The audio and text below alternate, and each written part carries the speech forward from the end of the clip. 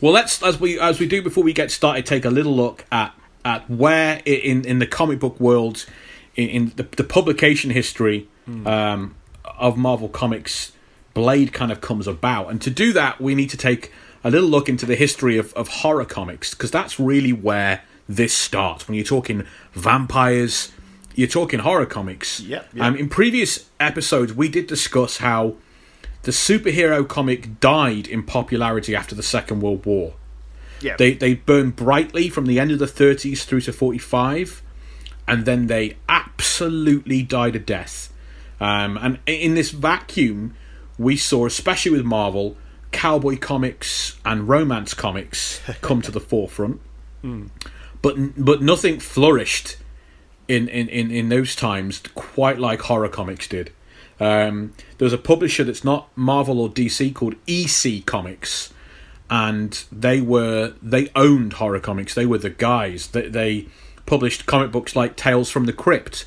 That's where Tales from the Crypt comes from. It comes from EC Comics, and they featured gore, bloodshed, crime, and proper horror stories. There are famous EC comic covers depicting men buried alive, pleading for their lives and banging on a coffin. Actually, if I may interrupt quickly, I think I have a big bumper book of horror comics somewhere that my stepdad got me, and it was just a collection from the 50s all the way to today, from all these different an anthology of horror comics, and my God, there was some really strong stuff even back then. That's the kind of impact that these covers made on the world. You know, there's one famously, a woman's decapitated head being carried by an axe murderer. Oof. Right? Now, admittedly, you can't see below the neck of this woman because of where the comic cuts off. Yeah. But you can see her slumped body in the corner. Again, shadow covers the top bit. But she's being, as a hand, holding her by the hair. Yeah. Her eyes have rolled up in her head, and on the other hand, the guy's carrying a bloody axe. That's on the newsstand. Wow. In the comic book newsstand next to Batman, Superman. You know? And there was a big public outcry all over America about this trend of horror comics. It's kind of led by a guy called Frederick Wortham, who was a psychiatrist, and he wrote this book called The Seduction of the Innocent, which we briefly mentioned in the Captain America episode. The book is all about how dangerous comic books were. It alleges that Batman and Robin are kind of gay lovers, and there's a pederast angle on it. It talks about the same with Captain America and Bucky, that the depictions of young boys doing these kind of things and being this close to older men is not cool. And hey, you know what? He's right.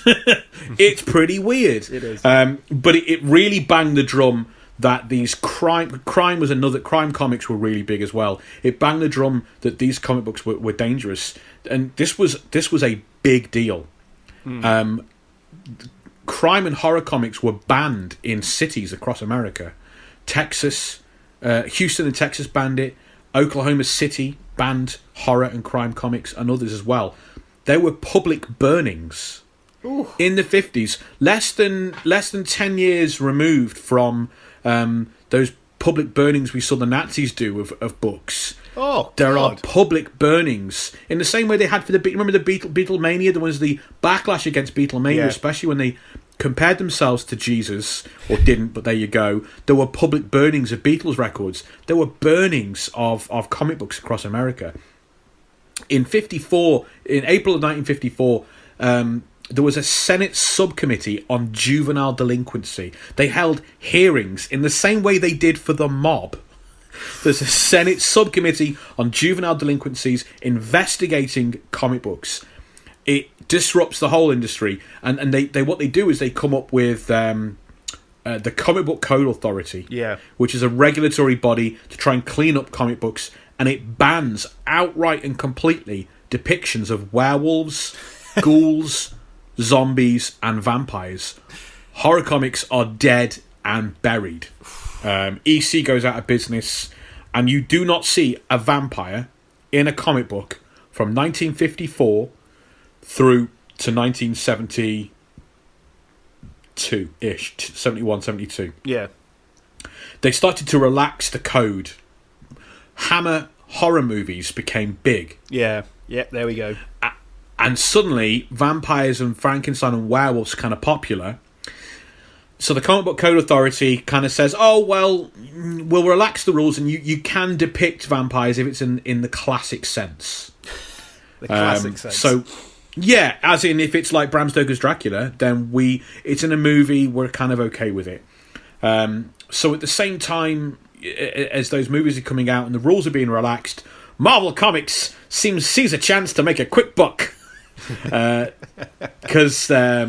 if the Comic Book Code Authority is allowing it, and Bram Stoker's characters are public domain, i.e. free for anyone to use, why not? Why not make a Dracula comic? So they do.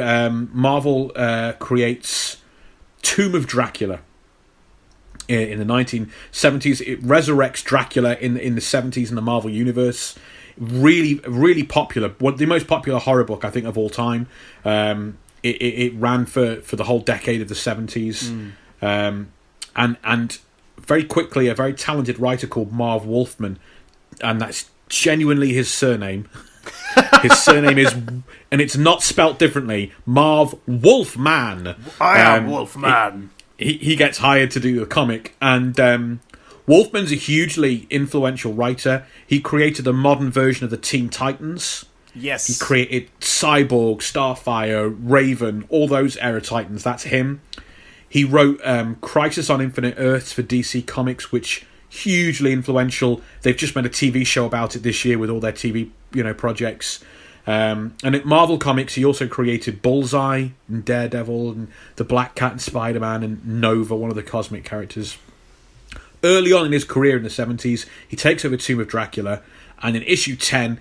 he introduces a jive-talking black vampire slayer who joins the cast of Tomb of Dracula as these gang of vampire hunters chase Dracula across Europe trying to kill him. So that's how we go from seduction of the innocent and creating juvenile delinquents to nearly 20 years with no vampires anywhere in comic books to... what if Shaft was a vampire slayer?